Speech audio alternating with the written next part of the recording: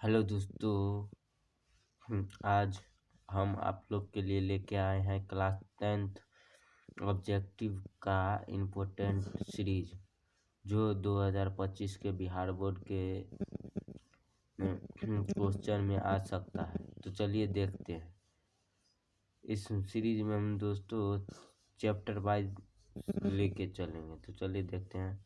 पहला क्वेश्चन, पहला चैप्टर है प्रकाश परावर्तन तथा अपवर्तन।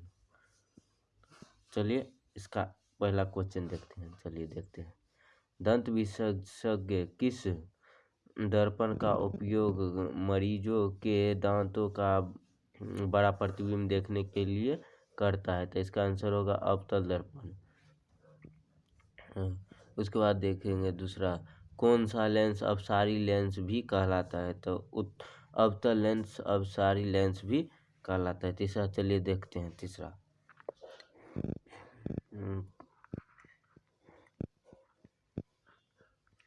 चलिए तीसरा क्वेश्चन देखते हैं। एक प्रयोग में अवतल दर्पण द्वारा किसी बिंब का प्रतिबिंब एक पर्दे पर प्राप्त किया जाता है। दर्पण की फोकस दूरी को निर्धारित करने के लिए प्रयोगकर्ता को मापने की जरूरत होगी। तो दर्पण तथा पर्दे के बीच की दूरी। चौथा क्वेश्चन है, गोलीय दर्पण के परावर्तक पृष्ठ की वृत्ताकार सीमा रेखा का व्यास कहलाता है? तो गोलीय दर्पण का द्वारक कहलाता है। इसके बाद चलिए पांचवा क्वेश्चन देखते हैं। निम्नलिखित में से कौन उत्तल दर्पण की फोकस दूरी हाइजीन की वक्रता त्रिज्या 32 है? तो इसका आसान सा आंसर होगा 16 सेंटीमीटर प्लस में। आशा करता हूँ कि आप लोग को समझ में आ रहा होगा। यह न्यूमेरिकल है। ऐसा क्वेश्चन भी बिहार बोर्ड में पूछा जाता है। चलिए इसके बाद अगला क्वेश्चन देखेंगे। छठा क्वेश्चन चलिए देखते हैं। यदि किसी बिंब का प्रतिबिंब का आवर्धन ऋणात्मक है तो उस प्रतिबिंब की प्रकृति क्या होगी? तो चलिए देखते हैं इस बिंब की प्रकृति क्या होगी। वास्तविक और उल्टा होगा। उसके बाद चलिए सातवां क्वेश्चन देखते हैं। निम्न में से किस लेंस की फोकस दूरी धनात्मक होती है?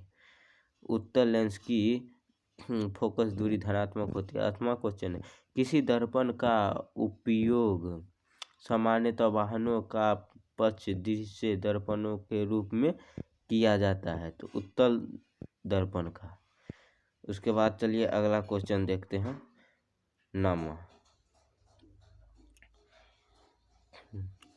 नवा क्वेश्चन, नई कार्तीय चिन्ह परिपाटी के अनुसार दर्पण के सामने रखे गए बिंब दूरी ली जाती है? तो इसका आंसर होगा ऋणात्मक। 10वां क्वेश्चन, तिंदल प्रभाव प्रकाश की कौन सी परिघटना को प्रदर्शित करता है? तो प्रकाश का परिकिरण को प्रदर्शित करता है तिंदल प्रभाव। उसके बाद चलिए 11वां क्वेश्चन देखेंगे।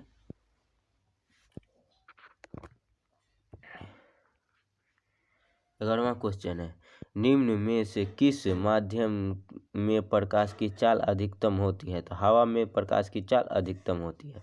उसके बाद चलिए देखते हैं 12वां क्वेश्चन, किसी लेंस द्वारा उत्पन्न आवर्धन का ऐसा मात्रक क्या है? तो मात्रक विहीन होता है। किसी लेंस का उत्पन्न आवर्धन का ऐसा मात्रक विहीन होता है। उसके बाद अगला क्वेश्चन 13 नंबर चलिए देखते हैं। प्रकाश स्रोत के सामने एक हरी रंग की छड़ी को खड़ा कर रख देने पर उसकी छाया कैसी बनेगी? तो उसकी छाया काली रंग की बनेगी। उसके बाद 14 नंबर क्वेश्चन देखते हैं। किसी प्रकाश स्रोत के सामने एक रुकावट रख देने पर बनती है? 14 नंबर क्वेश्चन, किसी प्रकाश स्रोत के सामने एक रुकावट रख देने पर बनती है तो छाया कैसी बनती है? तो इसका आंसर होगा छाया भी बनता है और उपछाया भी। इसका आंसर होगा ए और बी दोनों। के बाद चलिए अगला क्वेश्चन देखते हैं 15 नंबर।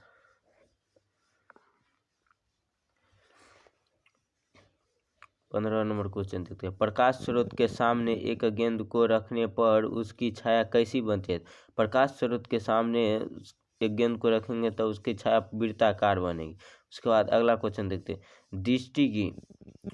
दृष्टि के भौतिक अनुभूति को कहा जाता है प्रकाश। दृष्टि की भौतिक अनुभूति को प्रकाश कहा जाता है। प्रकाश एक रूप है, ऊर्जा का एक रूप है। इसके बाद शीशा या कांच किस प्रकार का माध्यम है? प्रकाशीय माध्यम है। उसके बाद अगला क्वेश्चन देखेंगे। कांच की सिल्ली से पार करने वाली प्रकाश किरण में पैदा होता है तो पार्श्व विस्थापन पैदा होता है। उसके बाद चलिए अगला क्वेश्चन देखते हैं। उसके बाद 21 नंबर क्वेश्चन देखेंगे, 20 नंबर क्वेश्चन देखेंगे।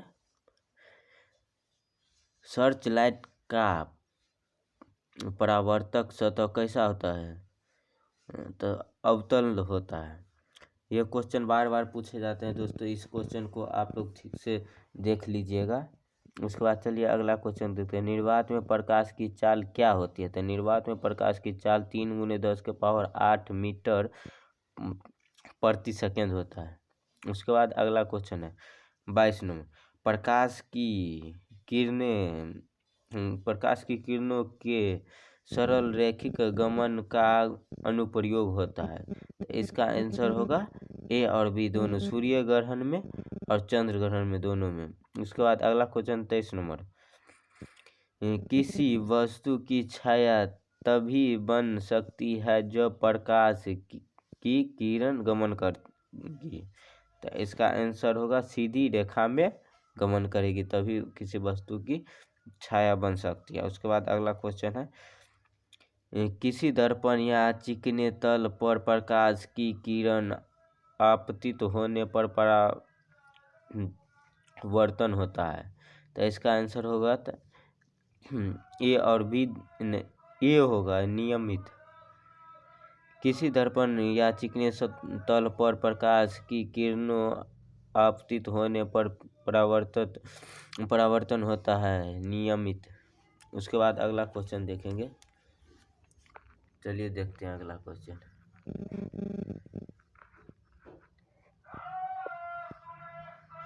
चलिए अगला क्वेश्चन देखते हैं। प्रकाश किस ऊर्जा का रूप है? तो प्रकाश विकिरण ऊर्जा का रूप है। उसके बाद अगला क्वेश्चन देखेंगे 26 नंबर। प्रकाश तरंग किस प्रकार की तरंग होती है? तो प्रकाश तरंग विद्युत चुम्बकीय तरंग होती है। उसके बाद अगला क्वेश्चन देखेंगे। प्रकाश तरंग के गमन के लिए किस प्रकार की माध्यम की आवश्यकता होती है? तो किसी प्रकार की माध्यम की आवश्यकता नहीं होती। प्रकाश तरंग को गमन करने के लिए किसी भी प्रकार की आवश्यकता नहीं होती, माध्यम की आवश्यकता नहीं होती। उसके बाद अगला क्वेश्चन है। प्रकाश की चाल विभिन्न माध्यमों में भिन्न भिन्न होती है। इसका आंसर होगा भिन्न भिन्न। उसके बाद 29 नंबर क्वेश्चन देखेंगे।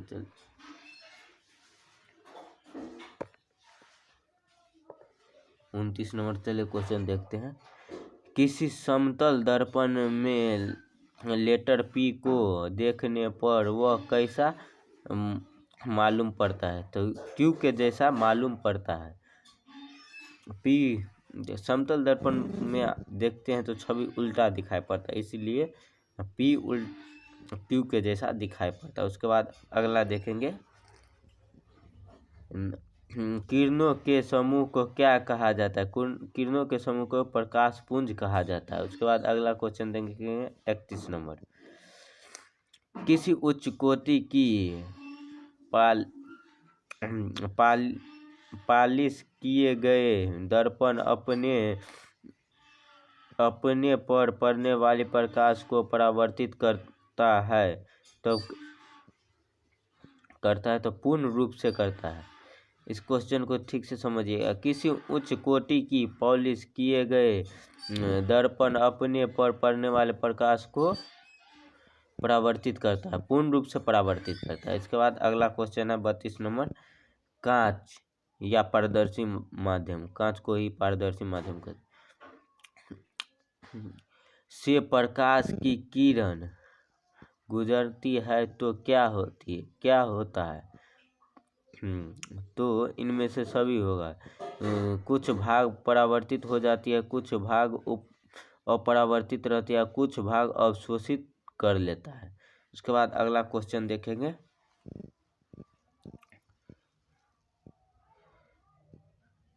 तैंतीस नंबर क्वेश्चन देखेंगे।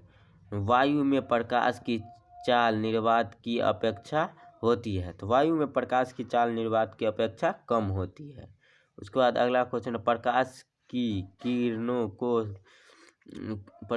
किरणें हो सकती है, प्रकाश की किरणें इनमें से सभी हो सकती है। दर्पण द्वारा परावर्तित भी हो सकती है, पारदर्शी माध्यम द्वारा अपरावर्तित भी हो सकती है, लेंस द्वारा आपतित फोकसित हो सकती है, इनमें से सभी हो सकती है। इसके बाद अगला क्वेश्चन है, प्रकाश हमें निम्नलिखित संचार के साधन प्रदान करता है। इसका आंसर होगा इनमें से सभी। कांच रेशों से बनी तंतु, उसके बाद प्रकाशिक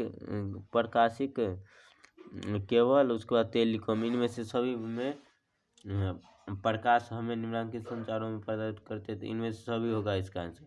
आशा करता हूँ कि आप लोग को समझ में आया होगा। तो चैनल को लाइक और सब्सक्राइब करें और अपने दोस्तों के पास शेयर करें, ताकि हम बिहार बोर्ड 2025 के लिए ऐसा ही इम्पोर्टेंट क्वेश्चन लेके आए और आप लोग बिहार बोर्ड 2025 के एग्ज़ाम में अच्छा स्कोर कर सकें।